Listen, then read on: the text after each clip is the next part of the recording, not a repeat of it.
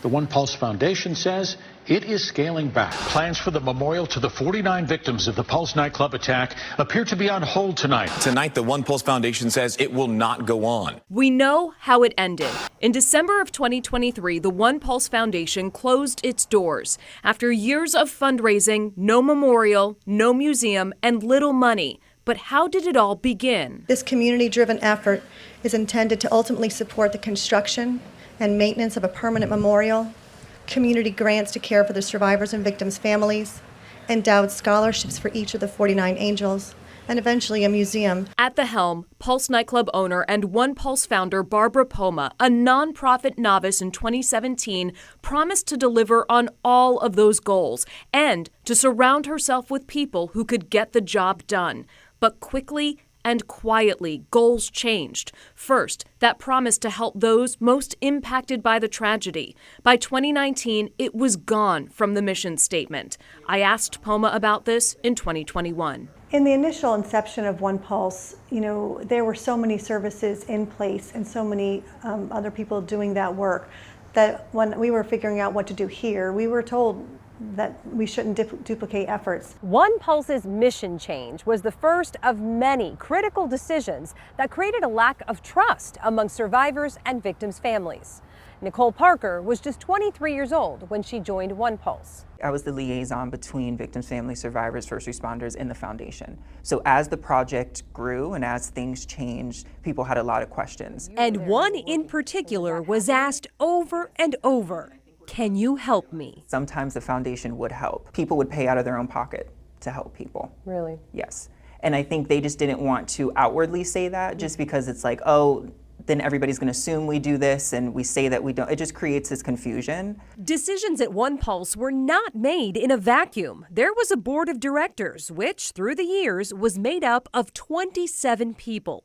Corporate executives, community power brokers, even a pop star. But noticeably missing, survivors and victims' family members. Nancy Rosado is an advocate and mental health specialist who has worked closely with many impacted by Pulse. If you stop and you think for 1 second about the people who made up those committees or the inner circle of One Pulse, these are the elite. June 12th was Latin night at the club. The vast majority of people there were Hispanic. Rosado believes language and cultural barriers played a role in the exclusion. They dropped the ball, frankly, and I've said it from the very beginning, because it was us. So who was making decisions at One Pulse? Yes, Barbara Poma was the founder and executive director, but again, her bosses were the board of directors. Earl Crittenden, an attorney with the Gray Robinson law firm, board chair. George Kalogridis, former president of Walt Disney World, board vice chair. Patrick O'Donnell, an executive with Deloitte, board treasurer. Kelly Lafferman, chief marketing officer of Find Some and Winmore Marketing Group, board secretary. And then there were the people running the day-to-day operations. Claudia Mason, chief financial officer. Scott Jackson, chief marketing officer. Scott Bowman, chief communications and government relations officer. Leah Shepard. I was the chief operating officer at One Pulse Foundation. I sat down with Shepard last year, and she told us the foundation was advised by other cities who had gone through the same memorial process to include survivors and victims' families on the board, but One Pulse did not. I think you and I would not be sitting here having this conversation right now if a mom of one of the victims and one of the survivors who was still enduring some sort of medical care were on that board, because I have a hard time believing that Barbara would have sat across a table in a board meeting with those folks in the room and looked them in the eyes and said, "Can you give me $2 million for the property?" Which brings up another pivotal problem contributing to the foundation's demise, a failure to clearly publicly lay out from the start the ownership transfer of the nightclub property. In 2016, Barbara and her husband, Rosario Poma, declined to sell the site to the city of Orlando after some city commissioners raised concerns about the more than $2 million purchase price. My role is to ensure that Pulse become a place of healing. Poma went on to form the foundation with a memorial on the nightclub property as its core for being. With all the talk about design plans and fundraising, the critical detail of property ownership seemingly got lost. Until it became a headline last year. That's when the Pomas and the foundation went public with what had been years of internal conversations. So what and when did board members know about the property owner's expectation to be paid for the nightclub site? Employees too. The answer depends on who you ask. Did the foundation ever promise her at any time that she would be paid for that property? Not while I was there. No, there were never any, while I was there, no written agreements. Nicole Parker, the family liaison until 2021. It was always going to be bought from Barbara. That is what I heard. And people in the office would be talking about this sometimes. So when I hear conversations and people are saying that they did not know that that conversation was being had about it being bought from the Pomas, that's inaccurate. Nicole says she ultimately left because of the ballooning price tag of the project, which is another key detail in the foundation's demise. Somehow I caught wind that the project was 80 or 100 million. That was it for me. That was it. I could not continue to work for a project that was going to be that much money when even just like a portion of that we could have helped so many people.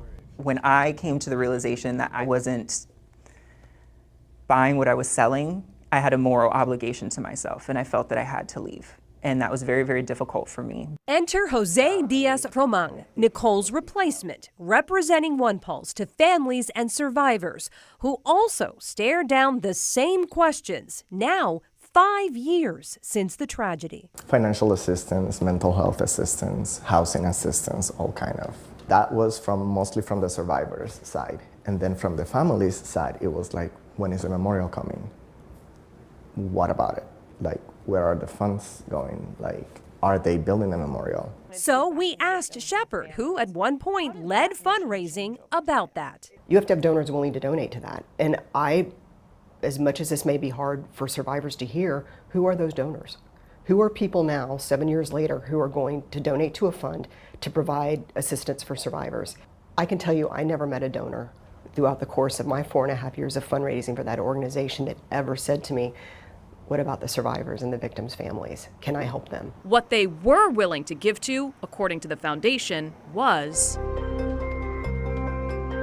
the Grand Museum and Memorial with a $100 million price tag, except no one was talking publicly about that 9-figure number. For 7 years, One Pulse fundraised for a memorial and museum, scholarships, and educational programs. Poring over their annual tax returns and audits through 2022, we found in its lifetime, One Pulse raised just over $21 million. So here's where those reports show the money went. The largest category was programming, with more than half of funds raised, $11.5 million, spent on this wide-ranging category, including educational programs and community outreach. Next is salaries, $4.3 million, roughly 20% of all funds raised over the course of its life. As many as 13 people were on the payroll at One Pulse at one time. 10% of monies raised, $2.1 million, went to the 49 Legacy Scholarship Program. These dollars were considered restricted and not to be used in any other way. Scholarship awards began in 2020, and in its lifetime, One Pulse granted $1.1 million to more than 190 applicants. When the foundation dissolved, it turned over its remaining scholarship dollars to the Central Florida Foundation to administer. WESH2 tried to confirm the amount of money received, but the Central Florida Foundation refused to answer, citing the confidentiality clause of its donor Bill of Rights. A spokesperson did tell us it was nowhere near $1 million. Finally, the monies dedicated to building the memorial and museum. In its 7 years, the foundation raised less than $1.5 million for this part of its mission, a figure WESH2 reported in 2023. Not included in all these financials is a state grant or the $10 million Orange County Tourist Development Tax money. That money purchased the property, which was to be the home of the One Pulse Museum. That deal with the county set a deadline. The museum had to be up and running by September of 2026. With the clock ticking, the pressure was on. We were looking at a $100 million capital campaign goal, and I didn't have the resources. I mean, it was me and 2 other fundraisers, and it is mathematically impossible for 3 people to raise $100 million. Shepard says she chose to leave the foundation in 2021, but multiple sources tell WESH 2 the foundation was about to let her go. Still, there was no public acknowledgement the foundation was struggling to fundraise for the projects. But internally, there definitely were people who said, let's scale this back. But, they just had their plan and they were going to go with it. They weren't willing to budge. No, and I think it was because it's easier said than done, maybe. I think they had other people to answer to, like the board. Foundations are governed by a board of directors or trustees. They are ultimately responsible for the financial viability of an organization. So what did the One Pulse board know about foundation operations through the years? We don't know. None would go on the record with us. We do know the full board was seemingly left out of a major decision, removing Barbara Poma as executive director in 2021. WESH 2 obtained the resignation letter of board member Jason Feltz. In it, he noted, quote, "I must admit it was very shocking to me the sudden shift in her role without advanced discussion." In the spring of 2022, Deborah Bowie took over as executive director. When I'm new to an organization, I try to listen. There's a lot here that just needed attention. Sources tell WESH 2 Bowie quickly started questioning foundation operations. So much so that after months of bad press and devastating setbacks, on September 15th, 2023, Bowie wrote a 4-page memo to the board obtained by WESH 2. It begins, "This will be a difficult but necessary conversation." The memo goes on, "In November of 2022, I learned of several concerning operation issues at OPF that highlighted managerial failings in the daily operations of the foundation." Later, it states, "Calls with donors, sponsors, supporters, elected officials, stakeholders, and prospects over the last several weeks have been met with dismay over the lack of a memorial for the slain 49 and the survivors of the Pulse attack." It ends, "This has no doubt been an extremely difficult and sobering year. I also believe we are at an inflection point in the trajectory of what OPF's legacy will be to the greater Orlando community." Just 3 months later, the foundation dissolved. 27 people sat on the board over the course of its 7 years. Not one of them would sit down with us and answer our questions directly. Questions about the scope of the project, the financial viability of it, and how to make good on the promises made to our community.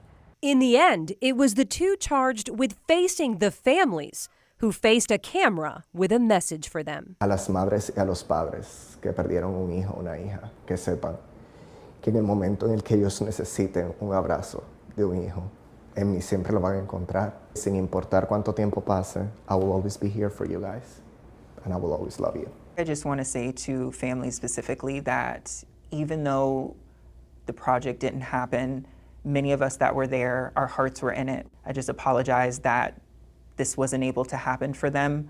And I just want them to know that there were many of us on staff who were very genuine and really just wanted to help. Many have called for an audit of One Pulse's finances. It seems there'd be 2 paths forward for that, as part of a criminal investigation or a limited scope request from the State Attorney General's office tied to a state grant OPF received. Sources tell WESH 2 neither is happening, that this is not on the radar of Attorney General Ashley Moody or State Attorney Andrew Bain.